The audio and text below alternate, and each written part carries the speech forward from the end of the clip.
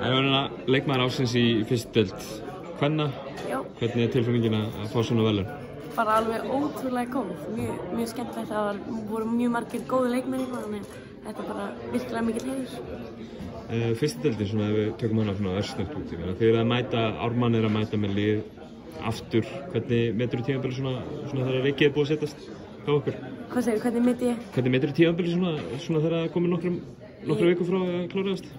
Ég er alveg bara ótrúlega sátt með liðið mitt og ég held að okkur var spáð neðsta sæti en næstneðsta en endurum á því að komast í fjórlega undanúrslit. Við erum bara, eins og ég segi, við erum virkilega ánægðar og fórum, við náðum öllum markmiðum okkar og langt umfram það, við ætlum bara að búa til góða umgjörð og það eru allar stelpurnar að fara að halda áfram og ég held að bara já, við erum mjög ánægðar. Nú er stutt í næsta tímabili, er þið byrjað að æfa eða fyrir þetta gang bráðlega aftur? Heyrðu, já, við heldum eiginlega bara áfram að æfa og við ætlum held ég að taka frí aðeins í júli. En já, við erum bara búin að vera að æfa í júni, sko. Spennandi hlutir á næsta tímabili hjá Ármann? Já, það verður það, sko. Það var eins og ég sagði, þá var svo margar búin að hætta. Ég hef til dæmis ekki spilið í 3 ár, þannig núna erum við aðeins komin í, við erum komin í aðeins meiri rytma og maður finnur alveg að æfingum við erum á miklu betra tempói.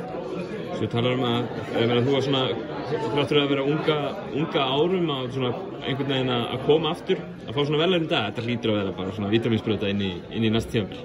Jú, þetta er mjög gaman, sko. Ég var ekki búist við þessu þegar ég ákvað að taka aftur skóna, sko. Frábært, takk. Takk.